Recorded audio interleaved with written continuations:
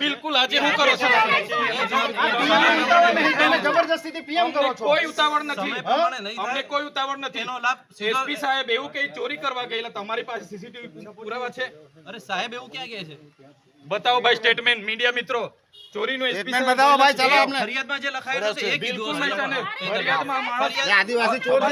અમે આદિવાસીઓ ચોર છે અમે તો સાબિત કરવાના. કોને કીધું તમારા એસપી કીધું પૂછો અરે એ ફરિયાદમાં જે અરે ફરિયાદ કોની ફરિયાદ છે કોની ફરિયાદ છે આ ભાઈની છે ને એ ભાઈ તો સભાન અવસ્થામાં હતો એ લખાવી શકતો હતો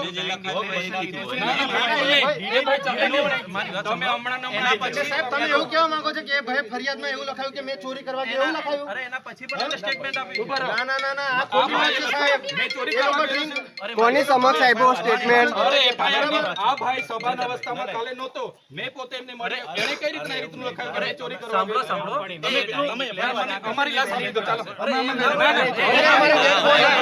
તમે શું કરો છો તમે ફરિયાદ દાખલ કરો ને એજન્સી પર કાયદેસરની કાર્યવાહી કરીએ છીએ તમે ટાઈમ આપજો અરે કેટલો ટાઈમ વાળાને પકડીને તમે મૂકો અમારી પાસે શું કરવા રહો છો તમે? અમને એસપી સાહેબ ચોખવટ કરે ભાઈ और हमने કીધા છે અમે ચોર છોકરી છે તો અમારે તો બોલવું પડે ને.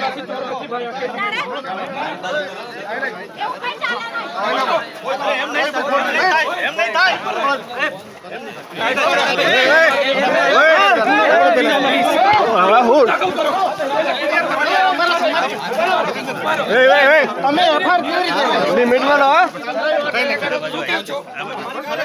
ગુનો દાખલ એટલે કોને ધમકી આપો છો કોને ધમકી આપો છો તમે કોઈ ધમકી કોને ધમકી આપો છો ફરજમાં રૂકાવટ બનશે એમ કહીએ છીએ. ફરજની તો ફરજમાં એજન્સીનું નામ કાલે હું હતો? એ છે એ નાખીએ છીએ એ હશે આંખોને 24 કલાક ઉપર થાય 48 કલાક એ કામ અમારું છે અમે કાયદાની ભાષા અમને નહીં સમજાવવાની અમને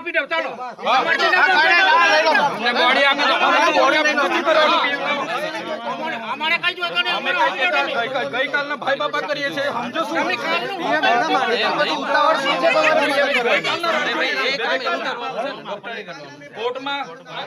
કોર્ટમાં ચાલવાનો છે અહીં ન્યાય કરો તમે. ફરિયાદ જેની પર કરવાની છે તેની પર કરો ને તમે.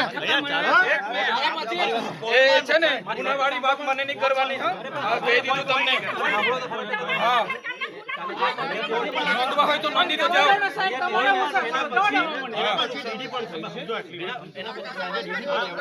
તમે મારી વાત સાંભળો તમે અત્યાર સુધી એજન્સીનું નામ કેમ નથી નાખ્યું અરે હાનો યુવાનનું મૃત્યુ થયું છે શું કહેશો તમે એ બાબતે? ગઈકાલે ટ્રાઇબલ મ્યુઝિયમમાં ત્યાંની સત્યમ કન્સ્ટ્રક્શન એજન્સીના માણસોએ તે જ ગામના બે યુવાનોને ત્યાં પકડીને ગોંધી રાખીને કપડાં ઉતારીને ઢોરમાર મારવામાં આવ્યો હતો. એમાં જયેશભાઈ સનાભાઈ તડવી એ ગઈકાલે જ મૃત્યુ પામ્યા હતા અને સંજયભાઈ ગજેન્દ્રભાઈ તડવી આજે મૃત્યુ પામ્યા છે. ત્યારે અમે ગઈકાલથી પોલીસ અધિકારીઓ તપાસ અધિકારીને રિક્વેસ્ટ કરીએ છીએ કે જ્યાં બનાવ બન્યો છે એ જગ્યાના માલિક તરીકે નોડલ અધિકારીનું નામ અને જેમના માણસોએ જે એજન્સીના માણસોએ એમના કહેવાથી માર માર્યો છે એવા એજન્સીના માલિકનું નામ પણ એફઆઈઆરમાં નોંધવું જોઈએ. તે આજ દિન સુધી પોલીસે નથી કર્યું. બીજું કે ત્યાં જે દંડા સળિયાથી માર મારવામાં આવ્યો છે એક પણ સાધન રિકવર નથી કર્યું. ત્યારે અમારી ઉગ્ર રજૂઆત એમણે કરી છે કે તાત્કાલિક ધોરણે એમનું નામ એડ કરવામાં આવે અને જે નર્મદા એસપી પ્રશાંત સુંબેજી દ્વારા એ લોકો ત્યાં ચોરી કરવા માટે ગયા હતા એવું સ્ટેટમેન્ટ આપવામાં આવ્યું છે.